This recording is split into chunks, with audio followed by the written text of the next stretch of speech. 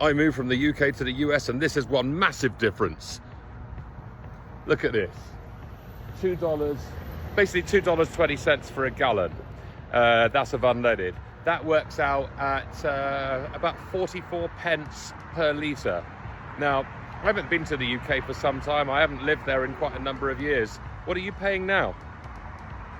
This is a flight from London to New York. And this is a train from Manchester to London. Tell me why it costs more money to get a train from Manchester to London within the same country than it does to literally fly to New York from London. And this is what is happening in the UK. Transportation is so expensive. Everything within the UK is so expensive. Going on holiday, and people wonder why the UK economy is just plummeting. No one wants to spend £386 on a standard ticket from Manchester to London. It's not that far. This is genuinely concerning that a train can cost that much money. I'm all for putting money in the British economy because I do think our country deserves to flourish. When prices like that come up for a train ticket, it makes me want to literally do anything else. And that's not even first class. No,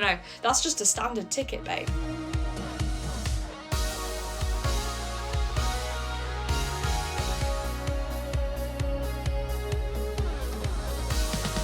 What if the America people warned you about turns out to feel easier to live in than expected?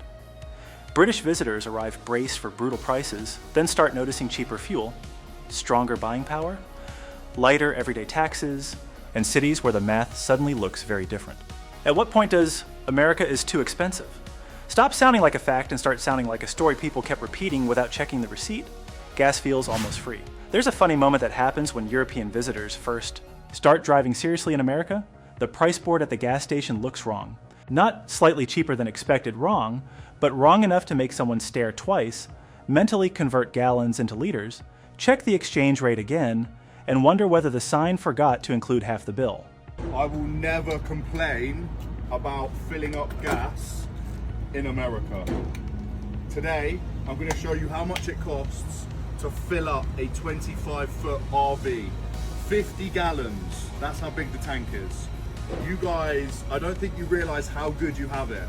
So I'm going to show you the price of this, and then I'm going to work out how much it would cost in the UK. You guys are going to be shocked, genuinely. Also, this right here, hands-free, is my favorite thing. In the UK, you have to stand there like a pauper and hold it the whole time. That would be so long if I had to do this while filling up this. All right, here we have it. 40 gallons, so there were still 10 gallons left in there. 175 bucks. Exactly 175 bucks. I'm gonna do some calculations and come back to you and tell you how much that would be in the UK. You're gonna be shocked. We are getting ripped off so hard in the UK.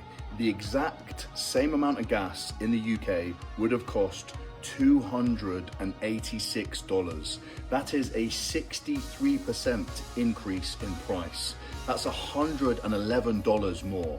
So anytime you fill up with gas in America, remember, you're not getting ripped off as much as we are in the UK.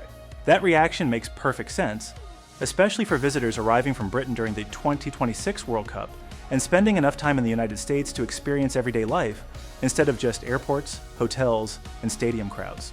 Back home, British drivers are used to petrol prices shaped by fuel duty and VAT, with the final cost commonly landing far above what Americans pay per gallon once the units are properly converted.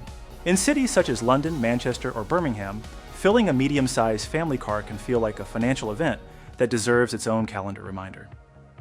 America approaches driving from a completely different angle. The country is enormous, highways are built into daily life, and fuel pricing reflects a culture where people routinely drive distances that would cross several regions in Britain before lunch. A 40-minute trip for dinner barely earns a raised eyebrow in Texas, Florida, or suburban Georgia. In parts of Europe, that same distance might already sound like a weekend plan. This is where the American system starts to charm people who had heard for years that daily life here was supposed to be financially punishing. The country they actually encounter can feel much more practical. Gas stations are everywhere, interstate exits are designed around convenience, and competition between stations can move prices noticeably, even within the same metropolitan area. For someone accustomed to seeing petrol treated almost like a carefully rationed household expense, America can make driving feel unexpectedly casual again. There's also a cultural detail Americans barely notice because it is so ordinary. People talk about fuel prices constantly, but they also continue living around the automobile with remarkable freedom. They take road trips, visit family several states away, haul boats, tow campers, commute from suburbs, and think nothing of crossing town because one restaurant has better barbecue. The car is not merely transportation here.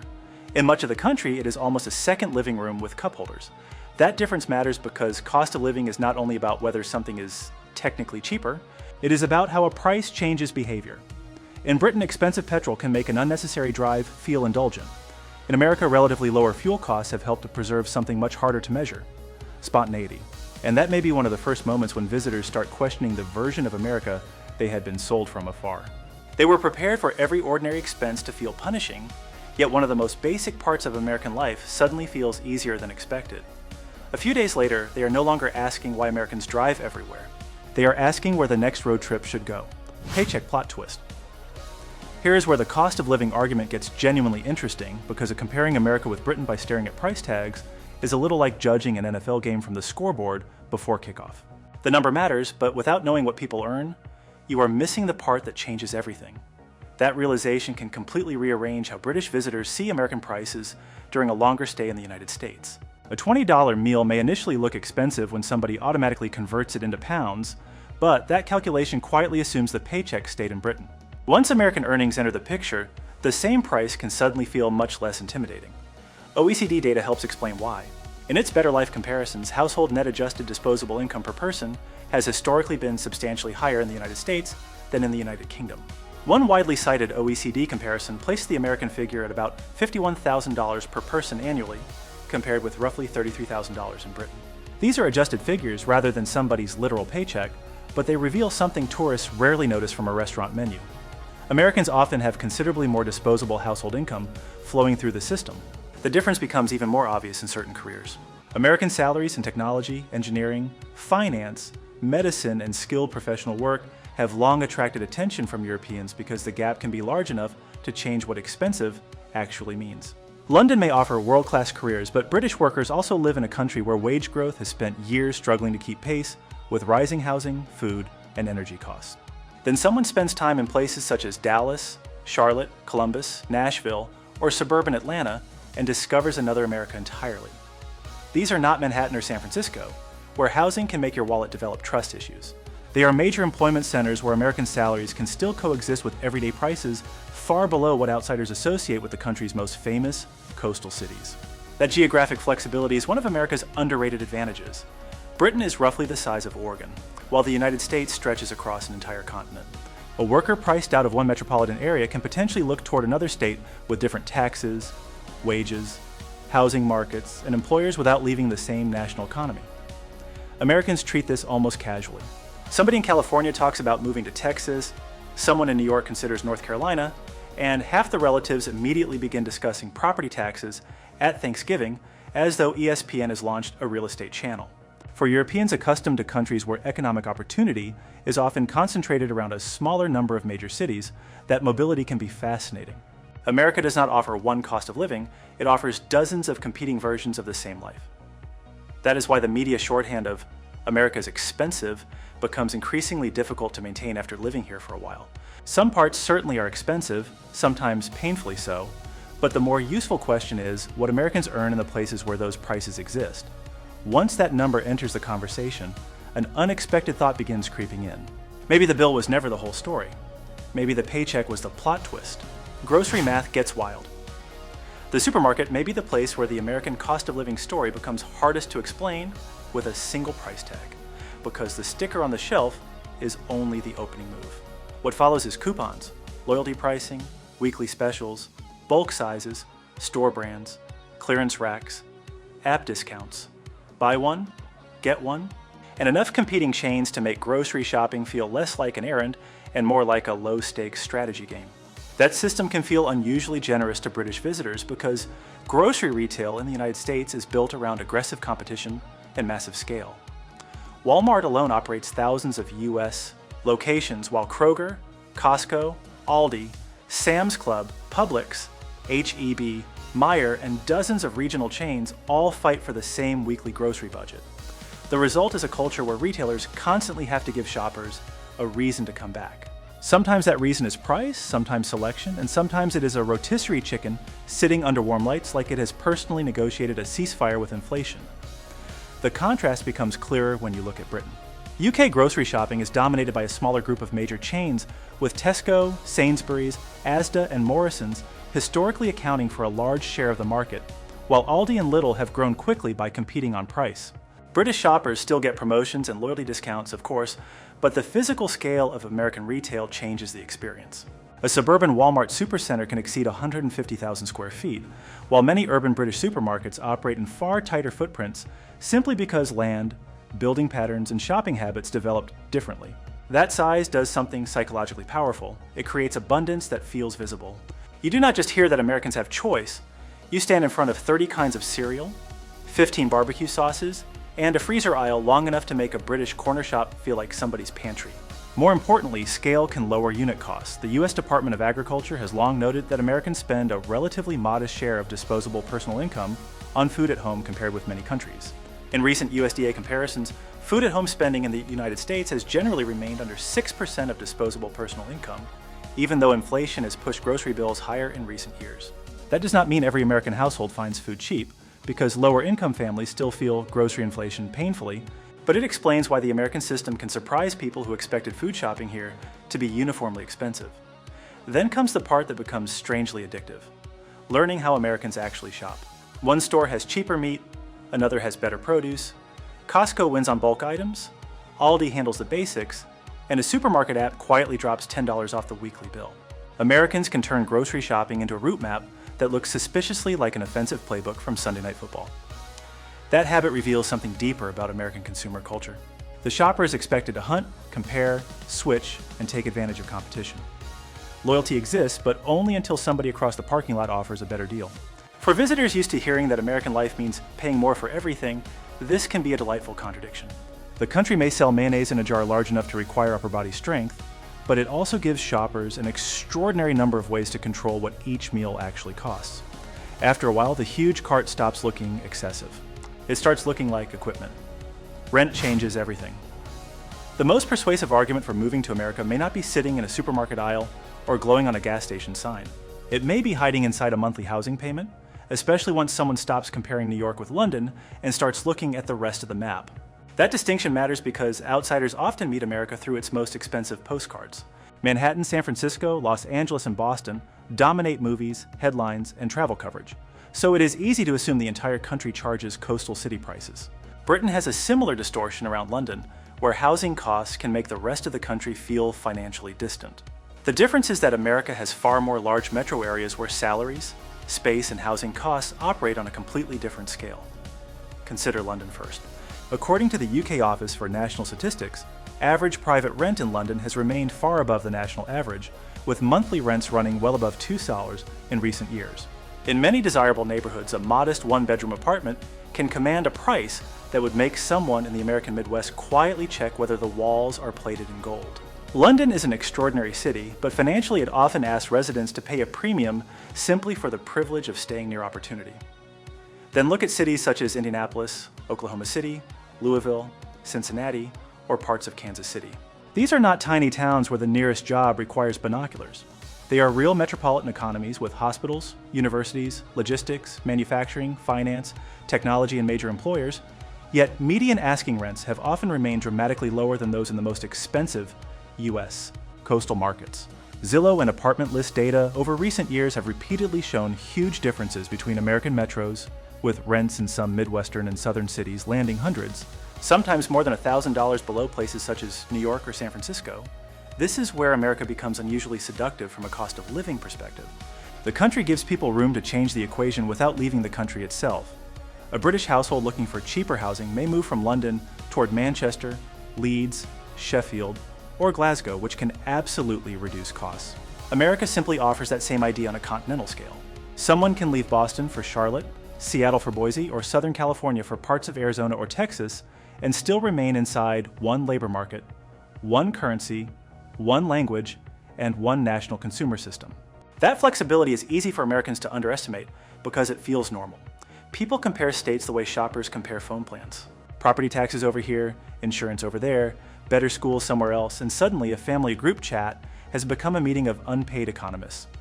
The deeper appeal is not simply cheap rent. It is the feeling that geography gives ordinary people leverage. If one city becomes impossible, the map is not finished with you.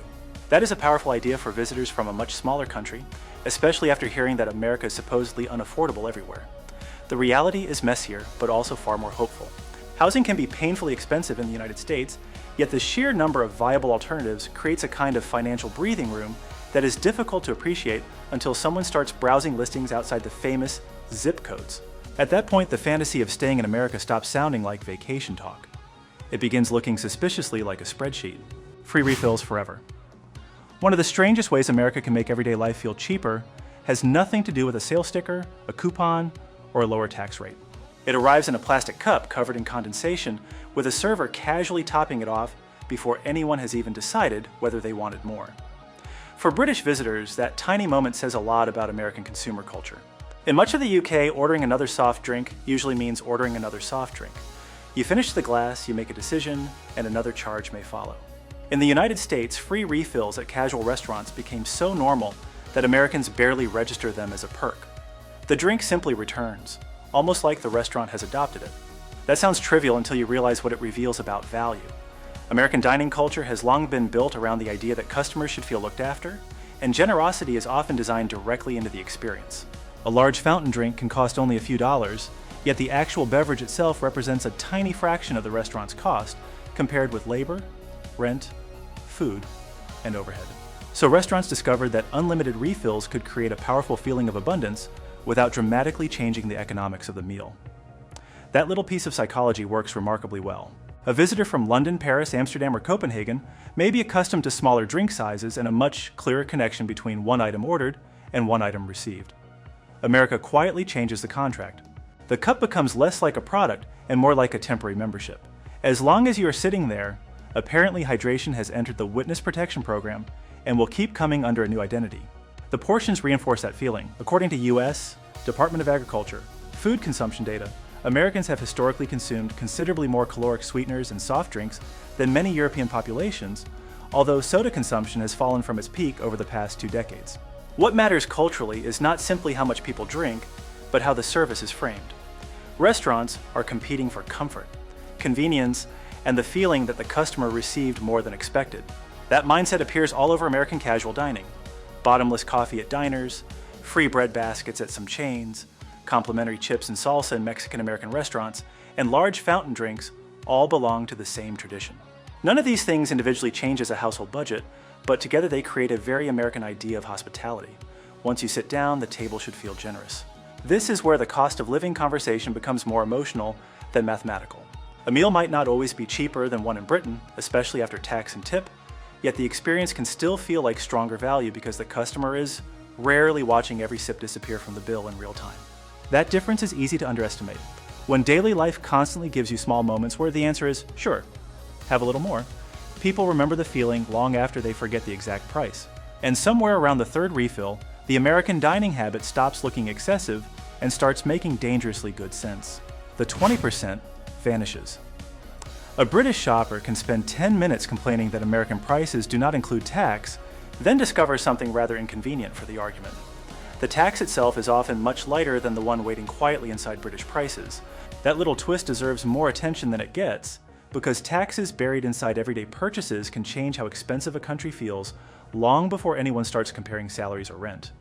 In Britain, the standard VAT rate is 20%. You rarely think about it because it is already folded neatly into the shelf price, like a very polite dinner guest who arrived before you and has no intention of leaving. In the United States, there is no federal VAT. Instead, most states use sales taxes, with combined state and local rates varying widely by location and generally sitting well below Britain's standard 20% VAT. That does not make the American system simpler. Quite the opposite, actually. A visitor can see something marked $9.99, walk confidently to the register, and discover that $10 was apparently only a suggestion. Americans have somehow accepted this little checkout surprise with the same emotional restraint they use when the DMV says another form is required. Yet once the initial annoyance wears off, the bigger picture becomes fascinating. 5 states, Alaska, Delaware, Montana, New Hampshire, and Oregon, have no statewide general sales tax at all, although Alaska can have local sales taxes. Even in states that do levy sales tax, essential groceries are often treated more gently. Many states exempt groceries entirely from state sales tax, while others tax them at reduced rates. Compare that with Britain's VAT system, where many basic food items are zero rated, but the standard 20% rate applies broadly across numerous consumer goods and services. The cultural difference becomes especially visible when people start buying clothes, electronics, or ordinary household goods. A $100 VAT inclusive purchase in Britain contains a substantial tax component. In many American cities, the equivalent sales tax might be somewhere around 6, 7, 8, or 9%, depending on the state and municipality.